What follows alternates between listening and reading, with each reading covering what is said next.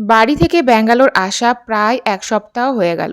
সমস্ত bag unpack হয়ে গেছে আর সেগুলো সমস্ত বাঙ্কারে তুলে দেওয়াও গেছে। একমাত্র উজ্জ্বলের একটা ট্রলির আর জায়গা হচ্ছে না।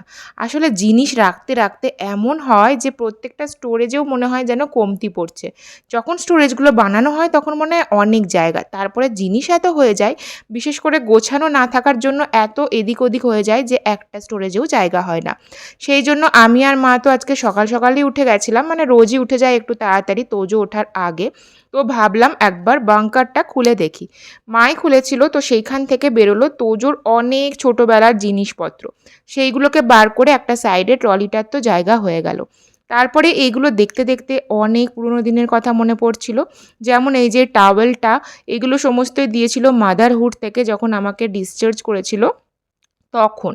সমস্ত এগুলো হচ্ছে টাওয়েল আর সেগুলোকে মাথায় টুপির মতন থাকে। এগুলোতে করে জড়িয়ে, জড়িয়ে তোজোকে যখন ডাক্তার দেখাতে ভ্যাকসিন নিতে যেতাম, সেই সময় তো পুরো দমে করোনা চলছে। তো অনেক সাবধানতা অবলম্বন করে যেতাম। তো তখন এগুলো ইউজ করতাম। আর কত যে তার ছোট, ছোট্ট হাত মোজা, পা মোজা আর টুপির সম্ভার সে বলার নয়।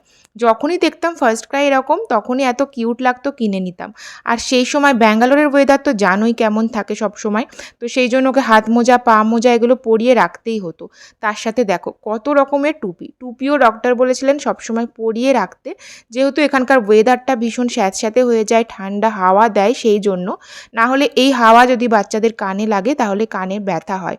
এই ড্রেসগুলো দিয়েছিল হচ্ছে মাদারহুড থেকেই। যেকোনো ব্লু বর্ডার দেওয়া এই ড্রেসগুলো মাদারহুড থেকেই দেওয়া। টাওয়েল থেকে আরম্ভ করে বাচ্চা যে ধরে বাচ্চাকে যে ভেতরে নিয়ে যায় সেরকম একটা মোটা স্পঞ্জের জিনিস, যেইগুলো দুটো আছে। একটা তো ইউজই হয়নি মাদারহুডেরটা, আর একটা আমরা কিনেছিলাম। সেটা করেই তোজোকে নিয়ে এসেছিলাম হসপিটাল থেকে। আর এখানে যে কত তার জামা ৩ মাস, ৪ মাস বয়সের। এগুলোকে আমি ফেলতে পারিনি বা কাউকে দেওয়ার মতনও এখানে নেই। যদি দেওয়ার মতো থাকতো তাহলে অবশ্যই দিয়ে দিতাম, কারণ শুধু, শুধু ভরে রেখে তো কোনো লাভ নেই। তো এই ব্যাগটা একটা ছিল, এই ব্যাগে এখন গুছিয়ে রাখলাম। যদি সুযোগ হয় এরকম বয়সী বাচ্চাদের, তো সেখানে আমি দেবই, কারণ এরকম ভরে রেখে কোনো কারণ হয় না। অনেকে জামা পায় না পরতে, তো তাদেরকে দেওয়াটাই আমার মনে হয় অনেক ভালো এরকমভাবে ভরে রাখার থেকে। আর ২-৩টে জামা রেখে দিয়েছি মেমোরি হিসাবে। তোজো বড় হবে যখন তখন আমিও দেখব, ওকেও দেখাবো। আজকে ভীষণ সুন্দর রোদ উঠেছিল। রোদ উঠলেই বাইরেটা একবার দেখে আসি আমি, সে তো তোমরা জানোই। আর গাছগুলো দেখতেও ভালো লাগে। আর যেটা করি রোদ উঠলে সেটা হচ্ছে কাপড় জামাগুলো অবশ্যই কাচতে দিয়ে দিই। আর যতই আমি খালি করি না কেন এই যে এই লন্ড্রি বক্সটা, ততই দেখি ২-৩ দিনের মধ্যেই এত এত জামাকাপড় থেকে আরম্ভ করে চাদর সমস্ত কিছু হয়ে যায়। তোজো যেহেতু আছে সেজন্য হাইজিন মেনটেন করার জন্য বা ও এতটাই নোংরা করে দেয় বিছানার চাদরগুলো, প্রত্যেক ৩-৪ দিন অন্তত ধুতেই হয়। সেই জন্যই একটু বেশি হয়ে যায় জামাকাপড়। তারপরে আমার কুক আসবে বলে ওকে সমস্ত মশলাগুলো আমি বার করে দিয়েছিলাম। মশলাটা দেখিয়ে না দিলে সে তো বুঝতে পারবে না যে কোন বাড়িতে কেমন ধরনের খাবার খায়। কেউ, কেউ রিচ খায়, কেউ পাতলা খায়। সেই জন্যই আমি সেগুলো ওকে বুঝিয়ে দিয়েছিলাম, আর তারপরে তো সে রান্না করছিল। কুকটা রাখার ফলে আমার অনেকটা হেল্প হবে। মা যখন চলে যাবে তখন তোজোর যখন স্কুল থাকবে, আগে যখন আমি থাকতাম তখন ভীষণ অসুবিধা হতো। অর্ধেক রান্না করে গিয়ে আবার এসে অর্ধেক রান্না করতে, করতে গোছাতে, গোছাতেই কোনো রকমে স্নান করে তোজোকে নিতে যাওয়ার টাইম হয়ে যেত। তার ছাড়া তো এই সমস্ত কাজ আছেই। এক বালতি কাপড় কেচে গিয়েছিলাম ছাদে। তো ছাদে এরকম সুন্দর, সুন্দর আমাদের দড়ি কিন্তু টাঙানো আছে। আর সমস্ত ব্লকগুলোই হচ্ছে কানেক্টেড। এ থেকে আই ব্লক পর্যন্ত আছে। সমস্ত ব্লকগুলো ছাদের দিয়ে কানেক্টেড। সেজন্য ছাদটা অনেক বড়। কাপড় মেলে আনন্দ আছে। আর আজকে আমাদের জলখাবারে বানিয়েছিল হচ্ছে পোহা। এটা খেতে আমার ভীষণ ভালো লাগে। চিড়ের পোলাও মিষ্টি মিষ্টিটা অতটা ভালো লাগে না। তবে এই সর্ষে কারি পাতা ফোড়ন দিয়ে যে পোহাটা হয় সেটা ভালো লাগে। এদিকে তোজো হচ্ছে আটা দিয়ে গোল গোল করে পায়রাগুলোকে খাওয়াচ্ছে। আজকে উইকেন্ড ছিল, শনিবার। তোজো স্কুলে ছুটি, সেই জন্যই সে সকালটা এতটা সময় পাচ্ছে। না হলে তো এতক্ষণে বেচারা স্কুলেই চলে যায়। আর এদিকে আমি বললাম মাছ মাংস খেয়ে খেয়ে মুখে চড়া পড়ে যাচ্ছে, এখন আর মাছ মাংস খাবো না, আজকে ডিমের পাতলা পাতলা ঝোল খাই। পোহার ওপর একটু চানাচুর বা শিউ ভাজা থাকলে সেটা ছড়িয়ে নিলে দেখেছি বেশি ভালো লাগে খেতে। তাড়াতাড়ি করে ব্রেকফাস্টটা সেরে নিলাম, রান্নার চিন্তা তো নেই। আর তারপরে আমাদের একটু বেরোতে হতো।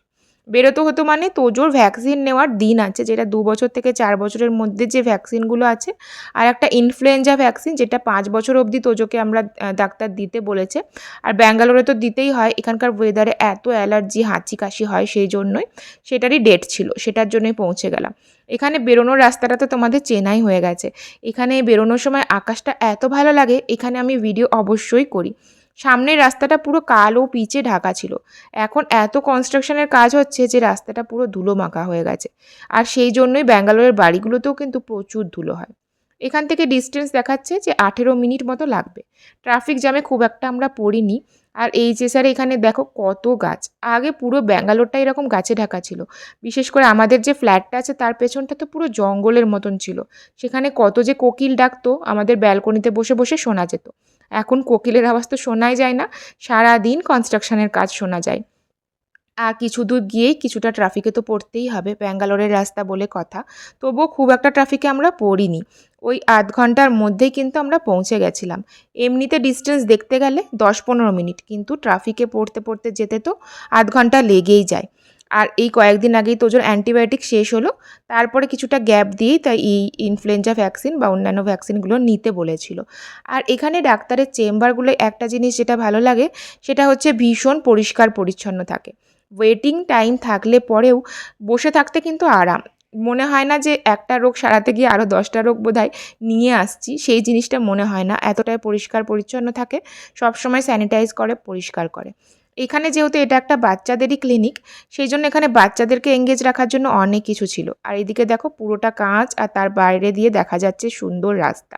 এখানে একটা ছোট্ট লাইব্রেরি ছিল, বাচ্চাদের অনেক রকমের ছবির বই, রাইমসের বই, সমস্ত কিছু ছিল।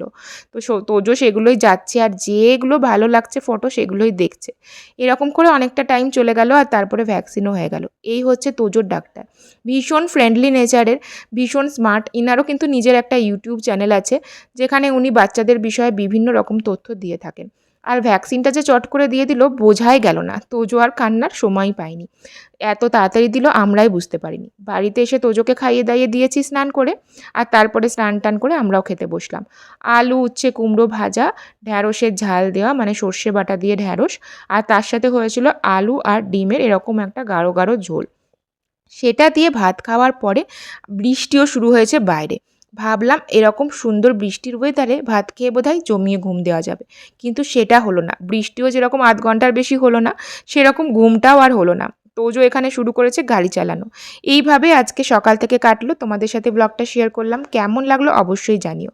ভালো লাগলে অবশ্যই লাইক কমেন্ট শেয়ার করে চ্যানেলটাকে কিন্তু সাবস্ক্রাইব করতে ভুলো না। যদি ফেসবুক থেকে দেখে থাকো তাহলে পেজটাকে অবশ্যই ফলো করে দিও। দেখা হবে পরে আরও সুন্দর সুন্দর ব্লগের সাথে। সবাই ভালো থেকো, সুস্থ থেকো, টাটা।